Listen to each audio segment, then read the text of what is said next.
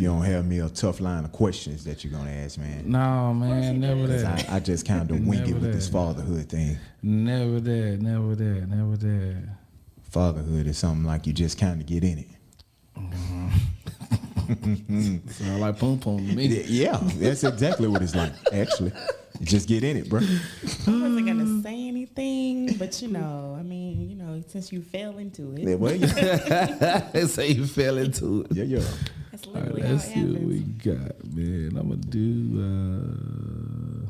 Y'all just fall into it, huh? Yeah, and you do what feels right. Well, there you go. Bada Look boom, at my man bada back bing. there. My man, I got some agreements. Man, it feel good to hear that bomb, boy. The last 4 podcasts I love it. done, you ain't been here, ain't heard no bombs. I love it. Fire. If I don't do them on Sunday or Monday, I don't bother you. Like I had some slots I just needed to fill because we ain't had no content, and random people were just saying yes, and I just come in here and set the cameras up and do it. Like one of them real bad. Like I ain't in focus, my head cut off. You could tell you in here. Like I got to keep it on the group shot the whole time for real. All right, Fire. so let's see what I got Don't look here, at me. man. It's not my doing. Let's see. Oh. Click, click, boom. I don't know. I really feel. Nah, I'm gonna mess something up in this playlist here. This ain't gonna be it. I already Play know. some soca. Some what now? Soca. I don't even know what that is. Am I what now?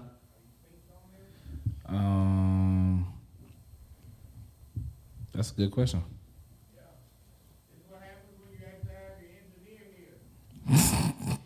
We should be live now. Petty party of one.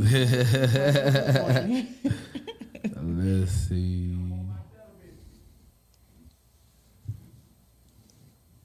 Petty party of one. Petty party of one. Why not? No.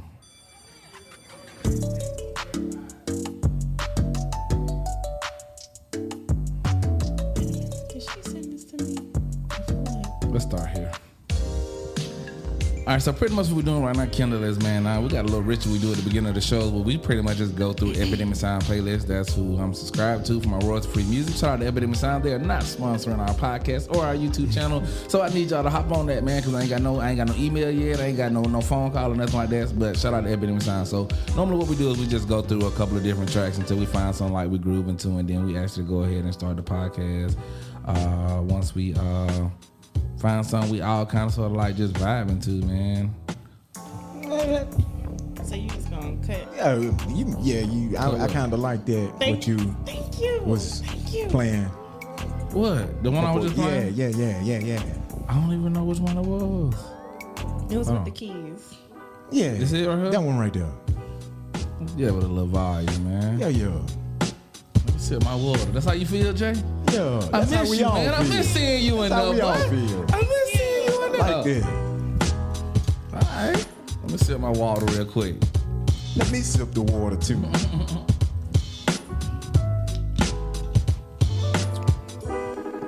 Okay.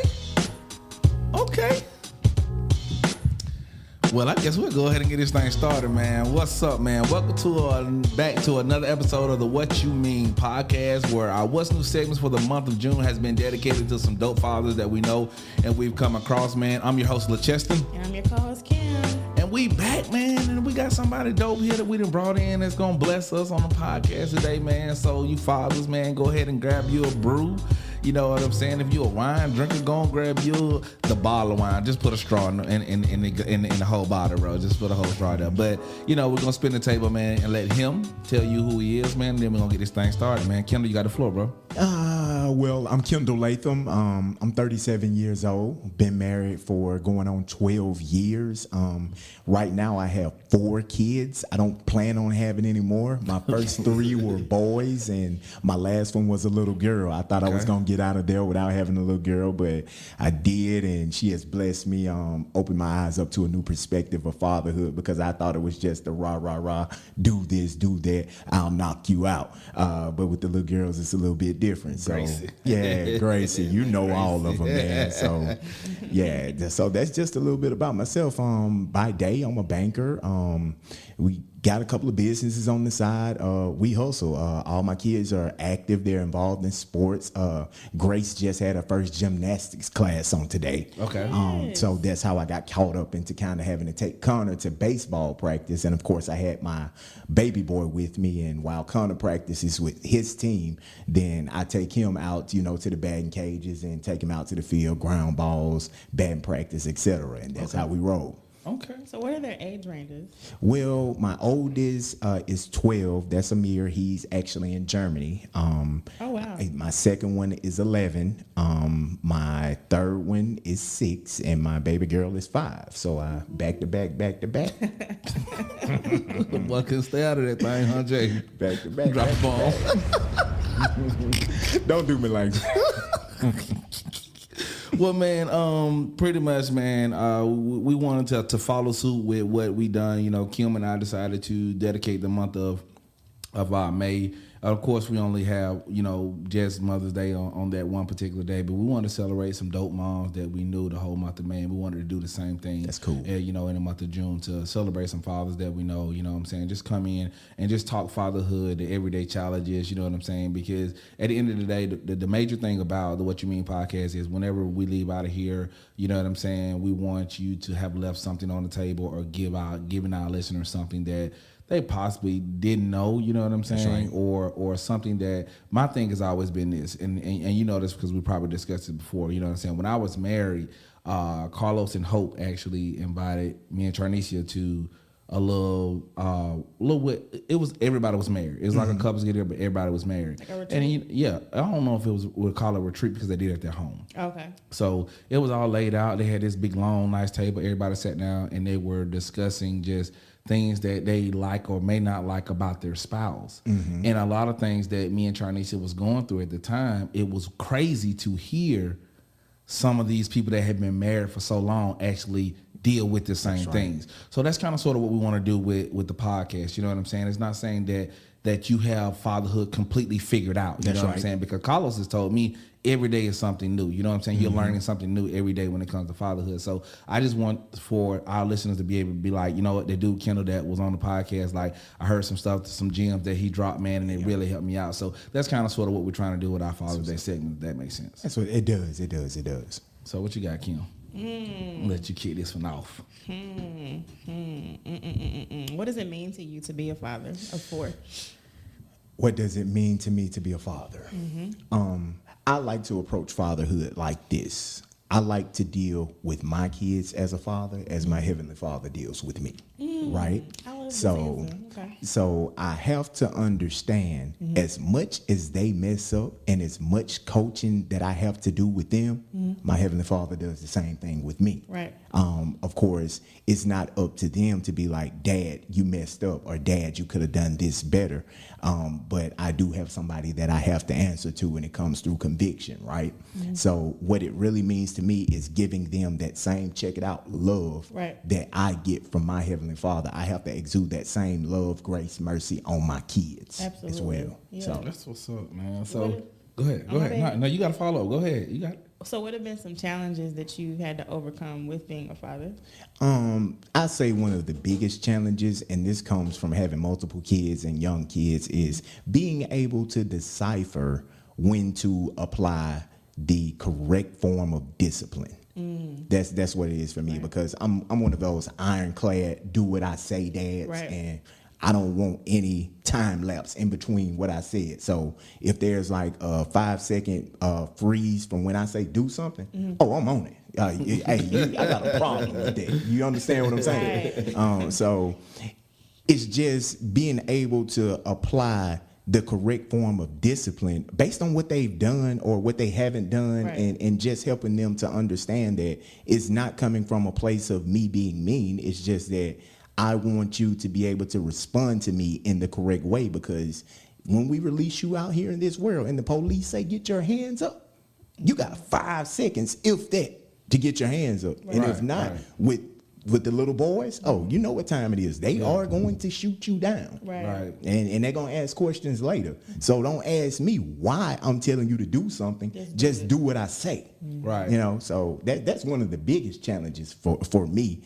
as far as parenting. Wow. Got you. So what you put it in perspective, like you're this iron hard type dad, like if you had to put it into perspective right now, like what would you say would be like if you had to put like dads in like 3 different classes, like you just said, like I'm an iron, like do what I say type dad. Yeah, like how if you had to put dads as a whole in like 3 different classes, like what would you say those 3 different classes would be? Those 3 different classes, I would think, starting with the hardest, would be the ironclads, right? The ones who do what I say and don't ask any questions, just believe and trust in what I'm telling you, and I'm going to guide and steer you in the right direction. That's that ironclad dad. Then you have the talkers.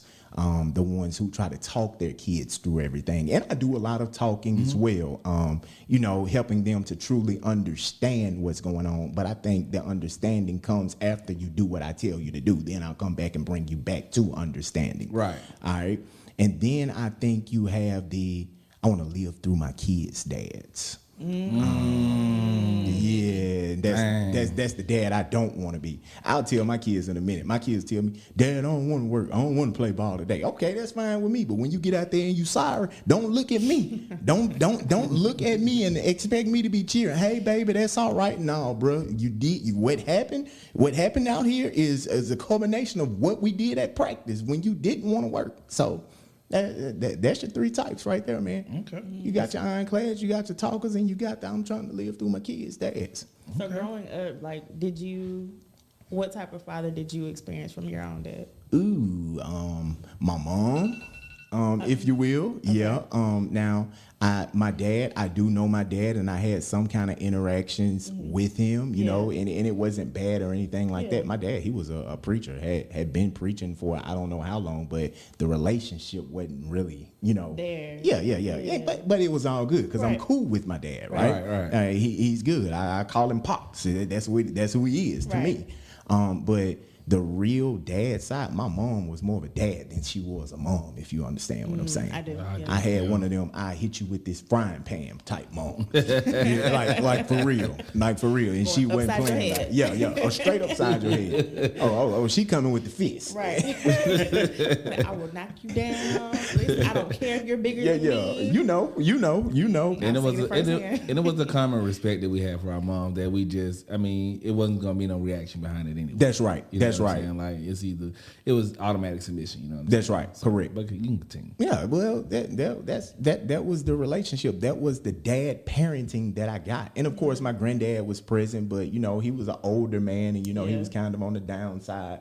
You know, as I started to grow, and he probably ended up passing when I was like maybe 10 or 11 years old. Mm-hmm. So, you know, but with my mom, even while he was living, my mom was still the same way. So a lot of what I learned about being a man, I had to learn from my mom. And you being a woman, Kim, you probably would understand that your knowledge there is going to be limited. Yeah, women have a vision of what a man should be in their own minds, and they try to make their kids out into that.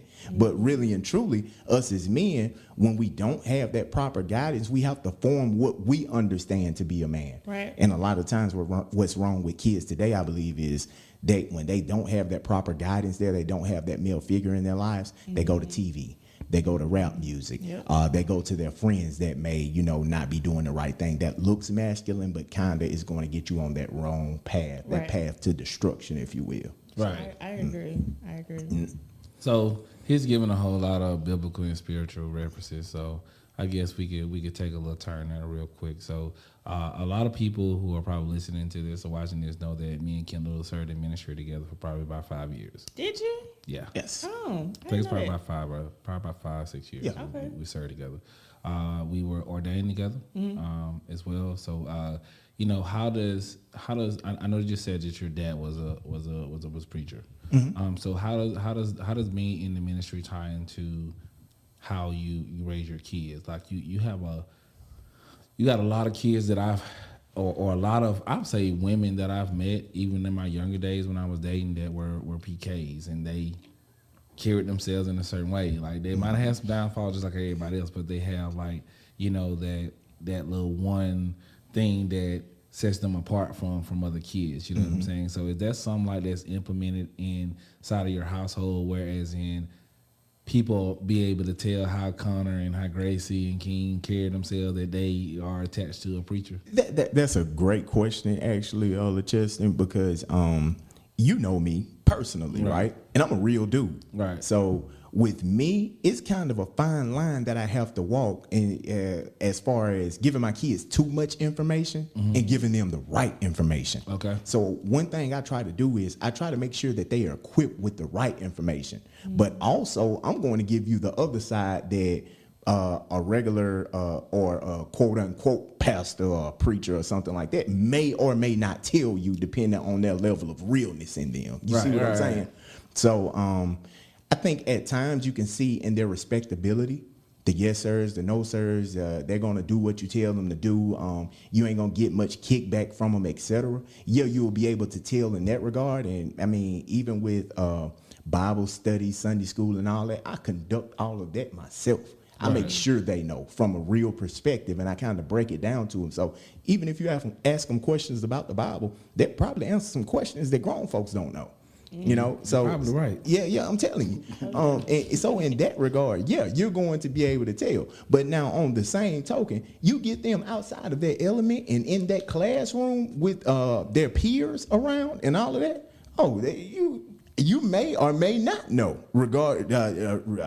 depending on how they feel that day. Right. Gotcha. You understand what I'm saying? Because kids are going to be kids, so we try to, I try to give my kids enough room to be able to be themselves, but also to know the difference between right and wrong. Right. Gotcha. Yeah. So. And I think you just put that in a great perspective. I mean, I think the overall aspect of, you know what I'm saying, of course we want our children to know right from wrong. You know what I'm saying? We want them to know what's right and what's wrong. You know what I'm saying? And if you are a believer, then you want to instill in them the same thing that's instilled in you. You know what I'm saying?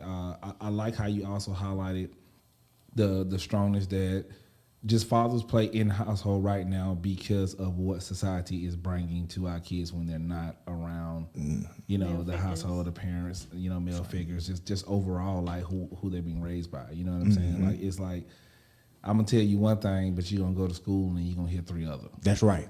That's right. And you prepare them for that, brother. Exactly. So what you're instilling in them allows for them to triumph the difference of what they're, hearing on the outside. That's right. So that's what's up. You raise up a child. In the way they should go, and when they're old, they shall not depart from it. That's what the scripture says. Only one I know is spare the rod. Oh, hey, but if you spared, you know what's gonna happen. You're gonna spoil them, and that may be a problem of mine because I will spare because, like I said, I try to allow them the same grace that God has given me, and I feel like on numerous occasions, God has kept that rod off my back. Gotcha. Right? So, and I feel like that same grace that I get, I got to apply it to my kids as well. So, whereas I could have beat the brakes off you for what you just did or what you just said or what I just saw you watching, I'm gonna give you another chance. Gotcha. I feel you on that. I mean, I think he beat me down right now too. Well, the thing is, for guys like us, when we get the hammer dropped on us, we get the hammer dropped, and that's how I roll. When I drop this hammer is gonna be heavy. You sound like my mama. I'm gonna whoop you for old and new. There you go. There you go. That's where we get it from, brother. Man, yo, Lord, spare me, Jesus. She wasn't sparing you at all. Huh? I said she wasn't sparing you at all. Who is she? Your mama. No, she didn't. She didn't. The only one that got spared was my little brother. Really? Yeah. Why? I think she was out of gas by the time he got here. Oh. I think she just didn't have that tenacity as she had with me and my sister. Like my little brother was a surprise. You know what I'm saying? Well, it's learning experience too. So whereas she felt like, okay, I went hard on LaCheston, maybe I don't have to go so hard on him because LaCheston is actually turning out to be okay.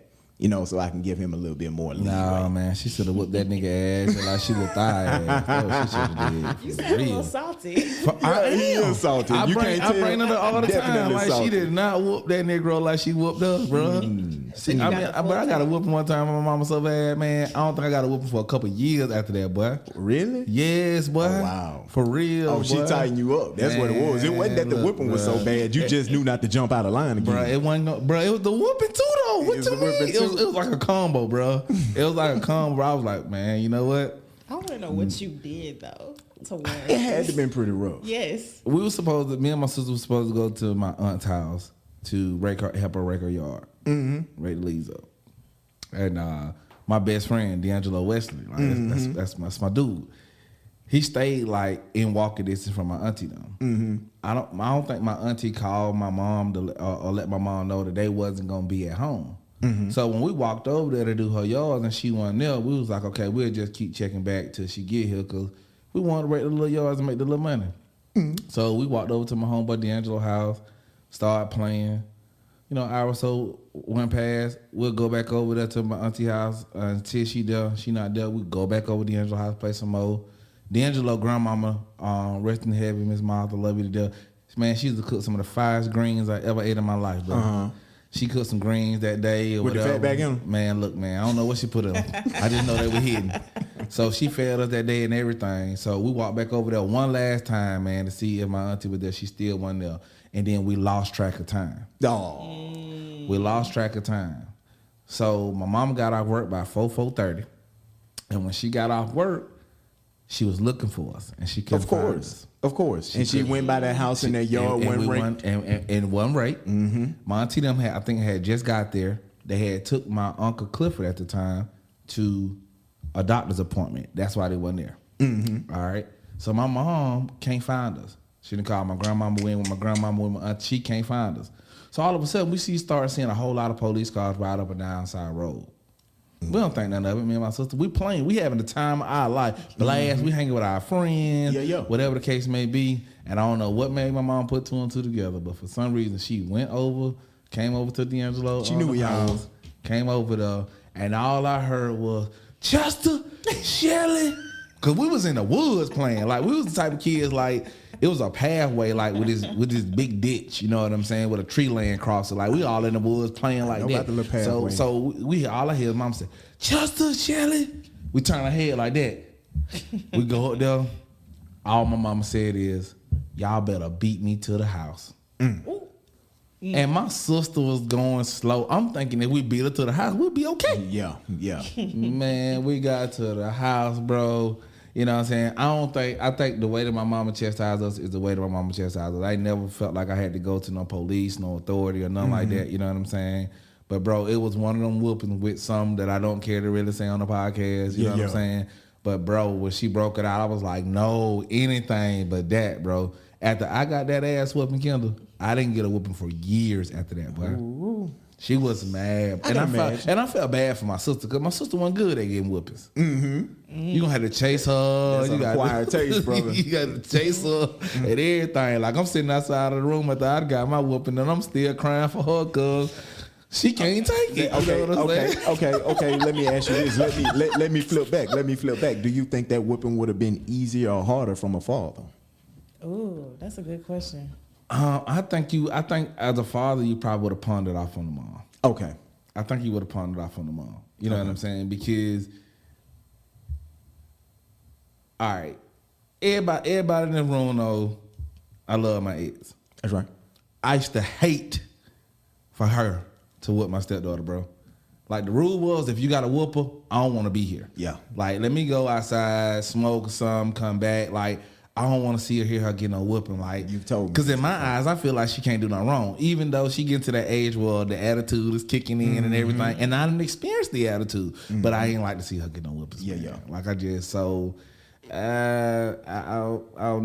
think that I think the father, if he probably would have been as upset as the mom, but he probably would have pawned it off on the mom when he came whooping the girl. I feel like that is true because even when I think about how I grew up, my dad never whooped me.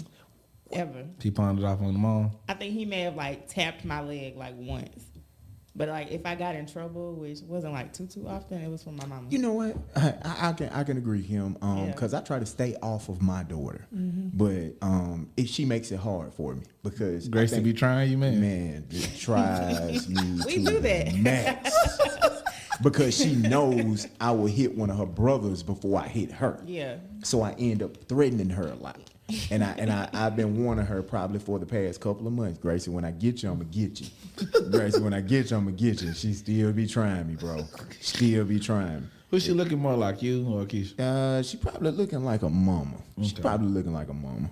She's still thick. Yes. Yes, she is, and she ain't slowing down either. You know what I mean? So you think that she's gonna the physique she's gonna take out is gonna be more so like the Keisha physique? Yeah, she gonna be stout, bro. Gotcha. Grace is definitely gonna be stout. And she can use it. Like she played baseball with King this past year. We actually It's a co-ed kids group. Well, yeah, at least for that age because it's Okay. 5 and 6 year old. Okay. And we actually went to the championship. Man, we got beat in the championship, but they did pretty good though. That's what's up. They Man. did, and you know I was a head coach now. Yeah, Man, how you always end up coaching a hole in the chain or something? Like, what's really going on out here? Well, I sign up because my philosophy is when they're that age, ain't nobody gonna be as hard on them as me, right? So I want them to learn early that you got to get out there and you got to put it on the line. So that screaming and hollering I'm doing that, I'm just letting them know it's real. Just like I scream and holler at you, I'm gonna scream and holler at these other teammates too. But I'm gonna be harder on you because I'm expecting more from you. And the more that your teammates or your peers see that I'm riding you, and the more you do, the more they're going to raise their level of performance. Right. And that's anywhere in the classroom. That can be on any sports field, reading a book, wherever. We can do it. Got you. How long have you been coaching? What Connor's Yes, I'm 11, about to say, probably about 7-8 years now. Wow. Yeah. Wow. You know, and you do you know the motivational guy with the black guy with the bald head? It's a couple of them, but this one in particular was like the one that really jumped out the gate with it. I think I remember It ain't Eric Thomas, no. E.T. Or is it? it might be him. The guy to be mean when he be talking. Yeah, that's I just heard him the other day talk about he was talking about fathers and he was talking about kids. And he was like, how you gonna tell this kid that they're not gonna be successful when they got a trainer and they got a father? That's right. Their father is their trainer. Right. Who's gonna push them harder? You know what I'm saying? That's so right. what you just brought that back in my head when you said that. That's you know real. what I'm saying? E.T. said some real things though. He Man, does. ain't nobody messing with him, bro. Have you had to play that father figure role to some of your players? I know, like Wow, my that's a good question. brother is a football coach, and he coaches at JSU. He's been coaching now for probably 7, 8 years and whatnot. And to see like how he interacts with some of those guys, and even though they're not that much younger than him, because they're 18, 19, 20s, and he's in his 30s or whatever. But I've seen just how he's had to play a certain role to some of those kids because they grew up without a father, like their dad's in jail or whatever the case may be. So have you had to play that role for any of your players? Definitely. That's actually a good question. When Connor was younger, we started him out in the Magic City League playing football. And, of course, that's the inner city. Yeah. And you'll run into kids like that that are actually looking for that guidance, or they even that young, they'll look at that relationship and they'll admire it, and they'll come to you for Yeah, it. they're just drawn to it. Yes, Yeah. exactly. And you catch several of those opportunities, but I've always used those opportunities to let them know that the same thing that he does, you can do it too. Right. You know, and you're going to get that same pat on the back. And just like you get that same pat on the back when you come to me looking for it, I know you like what you see. You're going to get this same fussing at too. Right. You know, Right. so because that's what you're drawn to naturally, because if you see me with my sons and we're on the field, that's what I'm doing. Right. Hey, you can do better than that. Like, Right. Dad, I made a perfect catch. Yeah, but still, you could have had your feet set a little bit better. And they're drawn to that. And when I praise them, man, give me a high five, man. You working. Right. And they love it. They love it. So, yeah, plenty of opportunities have presented itself in such a way. That's what's up. And you try to take advantage of all of them. You do. Because you don't know who them kids going to grow up and be. And remember you for it. That is Right, true. you right about that. I remember at one point in time I was calling Tuck trying to see if he could help me get into when I had the time, like before photography took off. Like I wanted to be a youth football coach, man, and I just wanted it to make. I wanted to give back what some people gave to me. That's what I'm saying, because shout out to the relationship I have with my dad now, but I didn't always have the relationship that I had with my dad now. So that's why I understood exactly what you said when I said that, you know, kids are drawn to stuff like that. Because each level of my life, no matter where I was at, I always tried to find somebody that was older and wiser that I could attach myself to. That's right. You know what I'm saying? That's right. So, you know, when I was in the military, with my staff sergeant, you know what I'm saying? I wasn't supposed to be hanging out with him after hours. It was against the rules. Like, you wasn't supposed to do it. But I was at his house with his kids and his wife because that's who I felt like was going to look out for me and make sure that I was okay. You know what I'm saying? So I get exactly what you're saying. So I want to ask you this, man, and I know once I ask this question, Kim going to automatically know what the spin-off question is going to be. So I heard that you say that you're a banker by day and that you and the wife got a couple of different businesses. So tell us about those businesses and just how you handling all that. Well, first, I have to give credit where credit is due. It would be trucking, and that would be accredited to my wife because she was the one who kind of got in the grassroots and kind of dug that thing out and put everything together as far as the paperwork and all of that. Right. So shout out to her for that. And kind of my role in that is, I went and got my CDL, and I will get the trucks and park them, go get the trailers or whatever, you know, just kind of handle the leg work, the part the man's supposed to do. Okay. The part that requires less thinking and more doing. Gotcha. So in a sense, I'm the do boy. Would that be the correct term when you married? Well, I mean, what else would you call it? It ain't much different, no matter what you call it. Just a do boy? Well, in that regard, if you will, in that regard, and I don't have a problem with that either because that's what I am. I'm a doer, you know. So I get out there and I get active with it, and actually, I kind of like it. To be honest with you, it gives you a chance to go from sitting at a desk to actually going and throwing some stuff around, moving some stuff. You know, it got a kind of manly feel to it. You know, you get the feeling. I still can't believe you know how to drive no trucks. Man, I be whooping that thing, boy. Tipping on fofos. yeah. I'll do a little something. I'm not the best, but I can get the job done. How about that? Got you. So I always ask this question to all of our guests that come in. How do you balance being a father, being a husband, and just doing everything we do? How do you balance everything? Truthfully, Kim LaChester, you have to stay flexible. You have that's the key to everything that I do. Right. Remaining flexible. Because let's just be honest, I'm a man, right? And something will slip my mind. And when you have kids and all of them are active and you have real life going on at the same time and you have a demanding job, something is going to slip your mind every now and again. Of course. Right? So you always have to position yourself to be able to move some things around as well as yourself. And you have to have a partner that's willing to stand in the gap for you when you have not remembered all you are to be doing at a certain or particular time, if you will. So the main thing is going to be flexibility. And I guess the next thing after flexibility, accountability, because you don't want to be always pushing something off on someone else being your spouse because you have failed to plan, right? So, I mean, it's flexibility and it's accountability. And I think a nice balance of both kind of makes it work. And you're going to be tired. True. You're going to be tired all the time. You're always going to be moving. But we do that. We work hard now so we can chill later. That's what we do it for. But even like with you being tired, because I hear a lot of guys that are fathers saying this, is like especially like friends of mine that they may be single dads, they may be married. So, and a lot of times too, we as women, we don't always ask like, how are y'all doing? So how do you recharge with everything that you have going on? The recharge part is kind of easy for me, especially being a father, because when you see the success of your kids, oh man, that's instant gratification. Yeah. For instance, Connor, my 11-year-old playing baseball, he's starting to hit home runs over the fence. I mean, he putting them out there. And when he does that, it's instant gratification. You know, you're like, oh, man, it's almost like you hit the home run yourself sometimes. You know what I'm saying? So that's instant gratification. And even with my baby boy, he hit him 8 home runs. They was inside the park, but he came along pretty fast and pretty well in baseball. Even Grace. I mean, that's instant gratification, and that's what keeps you going. When you see the success of the people around you, oh man, it does something to your spirit. It just lights a fire up on you, knowing that you can't stop right there. Right. Even when he comes home and all you see is the highest level of S's or G's on his report card. Keen, or even Connor, you getting A's and B's. I mean, man, we got to keep going.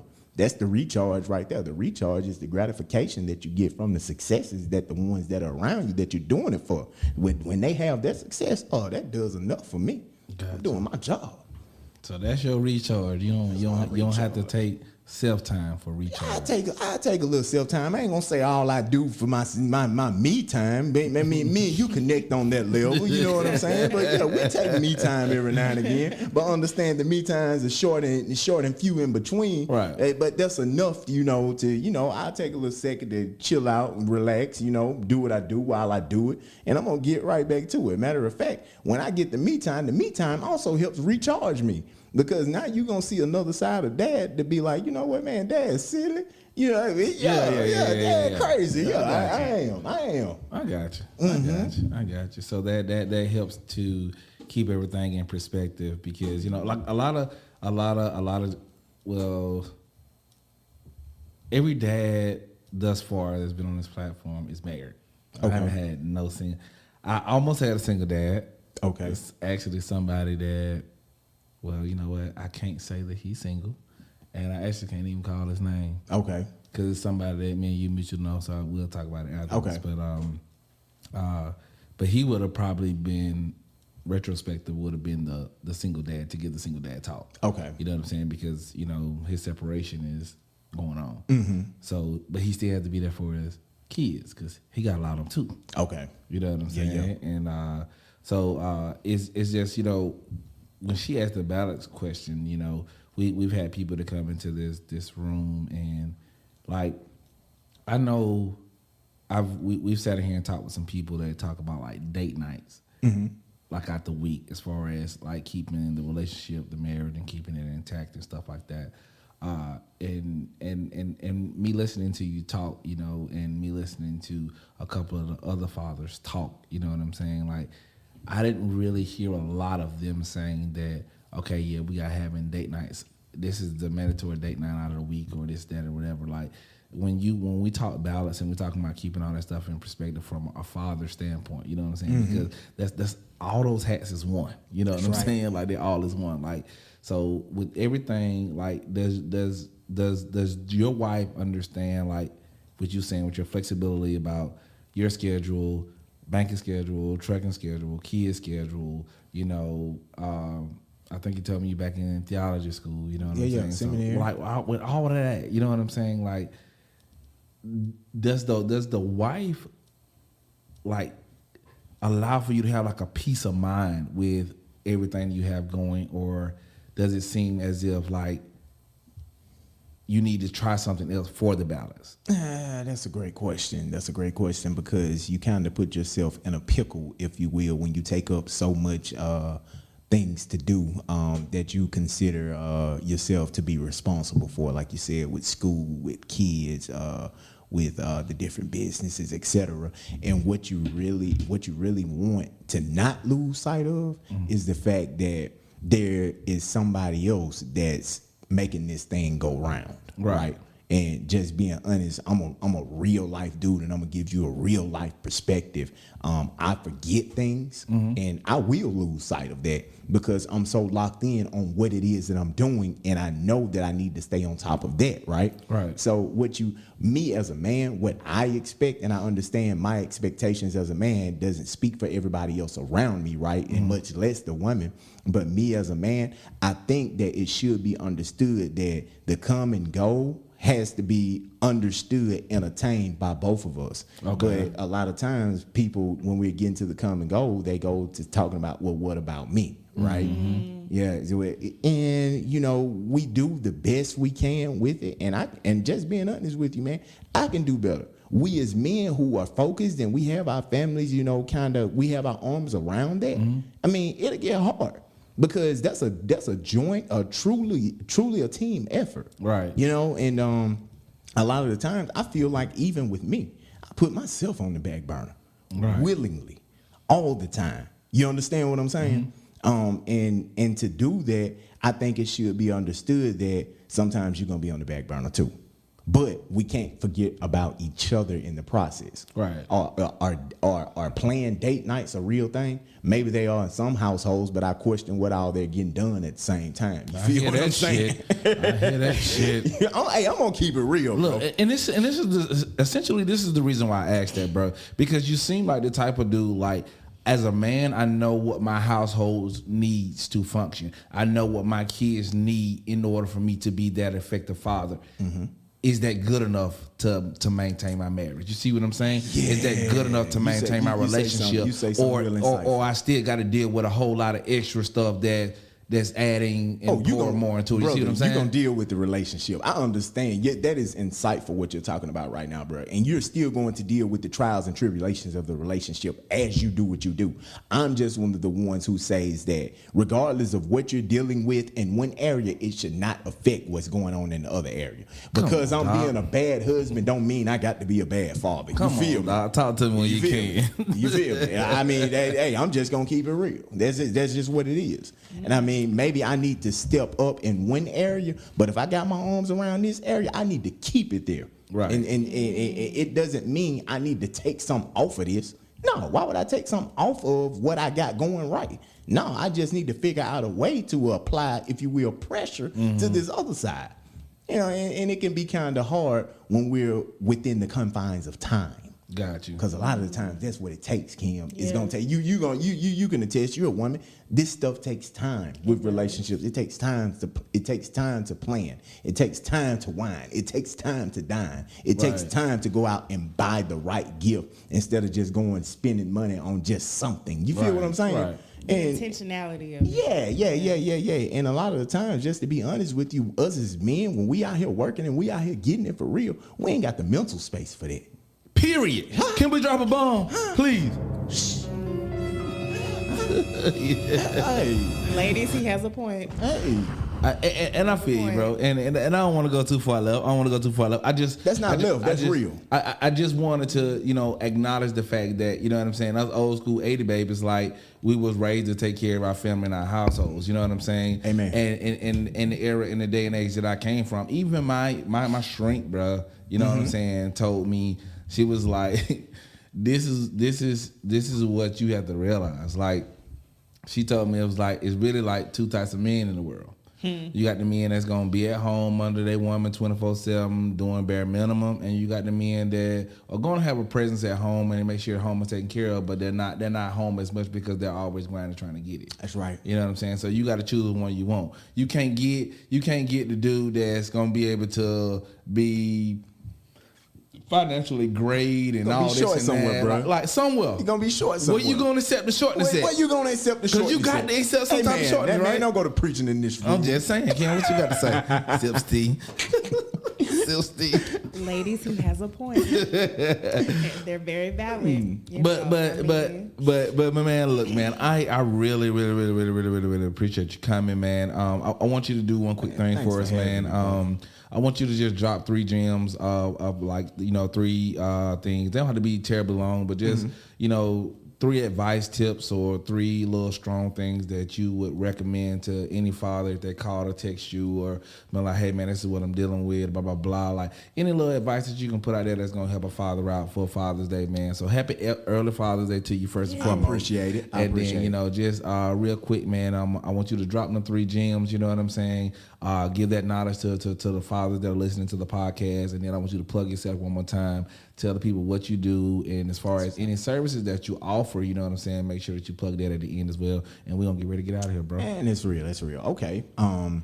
Number 1, as far as the 3 tips that I would give every father, and this is just kind of starting at the top because I really poured out of myself for real. Love your kids. That's number 1. And we don't want to just say we love them because we do stuff for them. We take care of them. Love them like you wanted to be loved when you were a kid. Right? That love that you missed, that love that you didn't have, that you yearn for inside. Love your kids that way. and love them to a point to where you understand, if you're a believer, that love that God gives us as men, as fathers, as his children, a father and his children, give that same love to your kids, right? Okay. Number 2, let them learn and let them grow up and give them the tools necessary to be able to do that. Let them learn, let them grow up, and give them the necessary tools to make their own decisions out here in this world. We can't control them, and if we are being honest with ourselves, we learned a lot of things through trial and error. We had the information, but you still had to go out there and learn through trial and error. So, right, give them the information, let them learn and let them grow. Don't try to keep your hands on them and guide them throughout life, because that's going to create a problem when they are older. Right. It's going to create a big problem. I can promise you that. My kids are not of that age yet to where they can go out and get themselves in a whole bunch of trouble. But trust and believe, I've seen it with my peers. I've seen it with guys that are my age that started having kids earlier. Hey, don't try to guide them. Take your hand off of them and let them learn while they're young, right? And keep them biblically sound. Keep them biblically sound. That's so they can know the difference, right? Like we got 3 steps. We got knowledge, we got understanding, and we got wisdom. And we all want our kids to attain wisdom, right? Mm-hmm. But they can't do that without first attaining knowledge. You get knowledge, then you understand, and the application thereof is wisdom, right? Okay. And I got to give them 4, bro. I got to give them 4. I can't tap out with 3. Raise your kids, check it out, to be responsible. Raise them to be responsible. Our job as parents, not just fathers, but our job as parents is to raise responsible adults. Now, regardless of your religion or whatever you want to believe in life, or whether there's a greater being or whatever, you still have that charge to be responsible. Right. Raise your kids to be responsible, regardless of what you believe in. I think everybody can get on that page. Okay. Well, I don't want to be taking care of no grown folks their whole life. Hey, facts. Bro, I'm trying to get out the game myself. I need you to get me out the game early. Facts. That's why the party game. Yeah, raise them to be responsible. Hey man, I ain't gonna dwell there for too long, man. Once again, I'm Kendall Latham. I'm a banker by day. Matter of fact, if you got any commercial real estate loans that you're trying to get done, just holler at your boy. You can probably get up with me through LeCheston if you need something done. Man, we do the little trucking business. If you want to drive, you looking for a truck, you need a truck, holler at me. If you need a place to stay, I got a rental property or 2 I can put you in. Okay. You know, we get it done how we get it done, man. And other than that, man, your kids need coaching. Bring them out there to Hoover, man, and I'll coach them up. I have them tunning. That's what's up, man. Again, man, here at the What You Mean podcast, man, we appreciate you coming, man. Thanks for having me, brother. I had a great time. That's what's up. So in the meantime, between time, man, y'all already know, man, if you are listening to us right now in your whip, or you listening to us at work right now because you sipping on your coffee trying to get your day started, man, we appreciate you tuning in so much, man. Thanks so much for the continued support right now. If you're not following and subscribe to us, man, make sure you do that right now. If you're looking at us on YouTube right now, make sure you hit the like button. Make sure you hit the subscribe button and leave us some comments, man. You know, we are getting ready to end our season 1. Season 2 is going to be crazy. We're already in the planning for it. And don't forget that the website is open. Go and check out the website. It's www.whatyoumeanpodcast.com. But I blabbered enough, man. Thanks again to our guests, man. In the meantime, between time, I'm LeCheston. And I'm your co-host. Man, and holler at your boy, man. I want to come back. Hey, y'all already know what it is, man. Peace.